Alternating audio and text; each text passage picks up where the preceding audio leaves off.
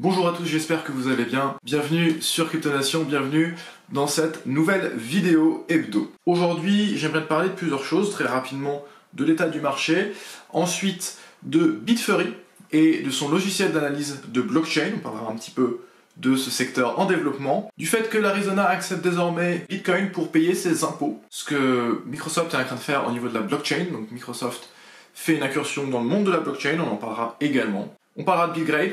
Bitgrade était une plateforme d'échange qui a malheureusement eu quelques problèmes. Est-ce qu'il s'agit bien d'un hack?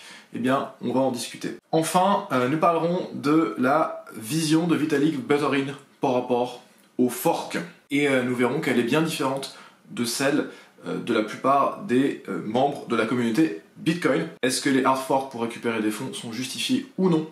C'est sujet de beaucoup de débats et on verra ce que a dit Vitalik Buterin, donc un des fondateurs d'Ethereum, un des créateurs d'Ethereum, sur le sujet. Donc pour ce qui est du marché, on a eu un rebond cette semaine. Donc voilà, vous voyez 20% pour Bitcoin, des rebonds particulièrement importants pour certaines cryptos qui avaient également perdu beaucoup. Aujourd'hui on a un rebond, est-ce que ça veut dire que eh bien, le minimum a été atteint?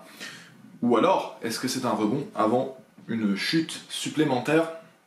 Eh bien, ça, personne ne le sait. Donc Bitfury rentre dans cette industrie de l'analyse de blockchain avec sa suite de logiciels Crystal.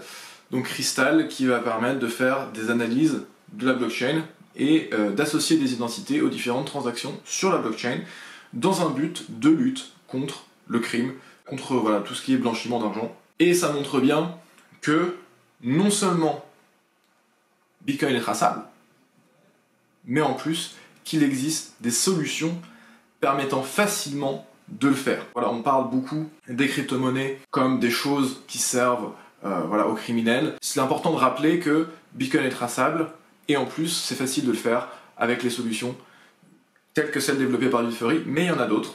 Cette idée que Bitcoin et les crypto-monnaies servent essentiellement aux criminels, c'est évidemment une notion qui semble quelque peu éloignée de la réalité. Donc voilà, les États ont à leur disposition plein d'outils s'ils veulent lancer des analyses de cette sorte. L'Arizona a accepté les paiements en Bitcoin pour les impôts, donc je ne vais pas m'attarder là-dessus, simplement je trouve ça intéressant. Pouvoir payer ses impôts avec les crypto-monnaies, c'est quand même une reconnaissance très forte des crypto-monnaies, en l'occurrence de Bitcoin. C'est-à-dire que on peut utiliser Bitcoin pour des paiements officiels, pour des paiements reconnus par l'État, pour des paiements reconnus légalement. Donc Microsoft a annoncé travailler sur les blockchains publiques pour un système d'identité décentralisé.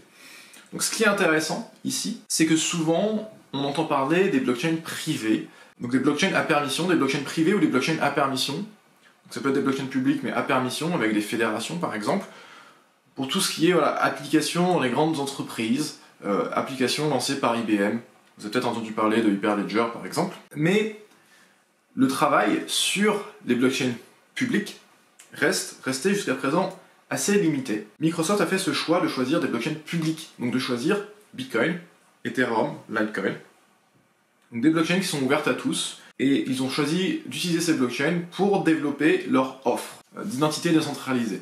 Donc quel est l'intérêt d'utiliser la blockchain pour l'identité? L'intérêt, c'est que vous pouvez devenir propriétaire des différents éléments qui constituent votre identité et pouvoir partager ces éléments d'identité au cas par cas pour vous identifier à travers certains services. Donc exemple très simple, vous avez besoin de vous inscrire sur une plateforme d'échange. Cette plateforme d'échange a besoin de votre identité pour respecter les lois KYC AML, donc les lois qui nécessitent de connaître son client, qui nécessitent de recueillir des informations afin d'empêcher ou de limiter le blanchiment d'argent. Si vous avez votre identité sur une blockchain, à travers une de ces solutions, vous pouvez simplement vous authentifier à l'aide de la solution. Donc, par exemple, la solution Microsoft. Donc, les données sont là sur la blockchain, et vous vous identifiez avec cette solution, et vous utilisez votre clé privée pour donner les informations que la plateforme nécessite pour valider vos inscriptions.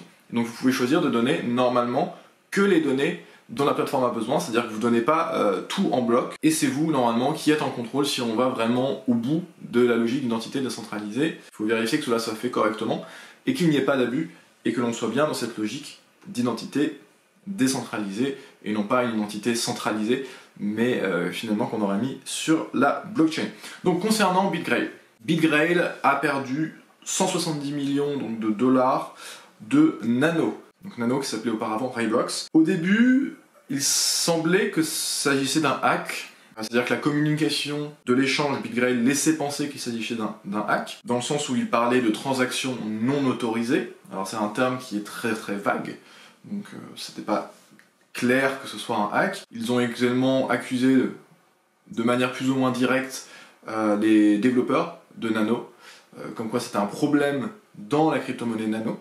Ils ont demandé aux développeurs d'annuler les différentes transactions, donc en faisant un hard fork, ce que les développeurs ont refusé de faire. Ça nous amènera d'ailleurs, ça fait une bonne transition d'ailleurs sur le dernier sujet qu'on va voir ensuite. Et aujourd'hui, là, on a une information non confirmée, serait assez négative pour ce qui est de la plateforme BitGrail, qui laisse penser que leurs compétences et leur professionnalisme laissent grandement à désirer. Donc par rapport à ce témoignage, encore une fois, donc non confirmé à 100%, on n'est pas sûr à certains qu'il s'agisse bien de ça, mais il y a un témoignage anonyme qui nous dit qu'en fait, il était possible de modifier, en modifiant un peu le code de la page, il était possible de faire un transfert depuis son compte qui était supérieur à ce que l'on avait vraiment sur le site.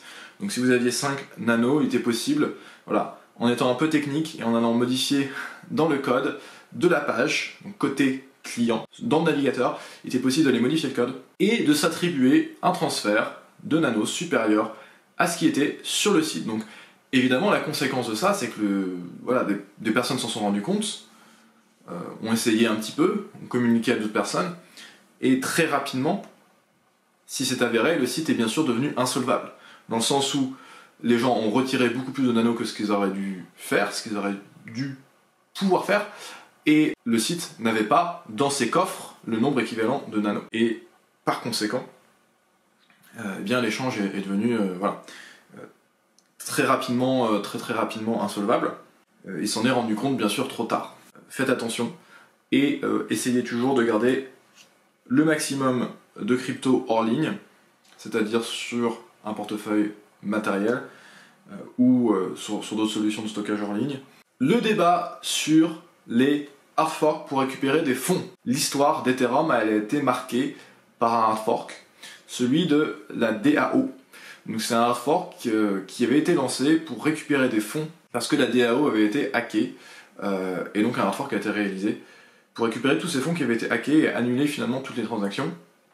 Ça a créé 2 Ethereum différents. Donc ça a créé un Ethereum, celui qu'on utilise aujourd'hui, qui est issu du hard fork, c'est-à-dire celui où on a annulé les transactions, et l'Ethereum originel, qui s'appelle Ethereum classique. Donc Vitalik Buterin avait participé à cette décision et avait proposé effectivement eh bien, de faire ce fork, de faire ce retour en arrière par rapport aux transactions, d'annuler les transactions, pour que eh bien, tous les gens qui avaient mis de l'argent dans ZDAO puissent récupérer leurs fonds.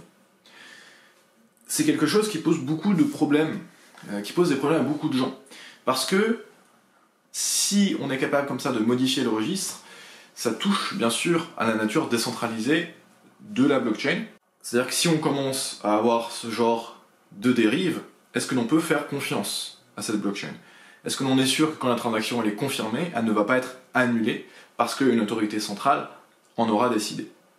Vitalik Buterin a dit que, eh bien pour lui, dans des circonstances exceptionnelles, il n'y avait rien de choquant à faire des forks pour secourir le fonds, pour récupérer les fonds. Un développeur qui travaille sur l'implémentation principale de Bitcoin, donc l'implémentation Bitcoin Core, donc Greg Maxwell, s'est exprimé sur le sujet et a critiqué assez fortement donc, cette position, en disant voilà, que lors de ZDAO, le smart contract de ZDAO avait été exécuté dans les règles. Simplement, il y avait une faille dans le smart contract. Mais ils ont fait, à ce moment-là, un rollback, ils sont revenus sur l'historique de la blockchain, ils l'ont modifié, parce que notamment les fonds de Vitalik eh bien, étaient en jeu. Lors de Parity Wallet, en revanche, ils n'ont pas fait de fork. Donc déjà, il y a une différence de traitement, lors du dernier hack dont j'avais eu l'occasion de parler aussi. Donc voilà, dans un cas, on a eu un fork pour récupérer les fonds, dans un autre cas, on n'a pas eu de fork. Donc ça pose quelque peu de problème. Où est-ce qu'on s'arrête? Quand est-ce que l'on fait les forks pour récupérer les fonds? Quand est-ce qu'on n'en fait pas? Et lui, donc sa philosophie, il nous dit, c'est que personne ne devrait avoir ce pouvoir. Personne ne devrait avoir le pouvoir de revenir sur l'historique des transactions. Si il y a une possibilité de le faire, alors le système a déjà échoué. PayPal et Visa permettent la réversibilité, ils le font très bien, et ils ne demandent pas un préminage qui vaut plusieurs milliards de dollars. Et effectivement, PayPal et Visa permettent de faire des retours en arrière des transactions en faisant appel à l'autorité.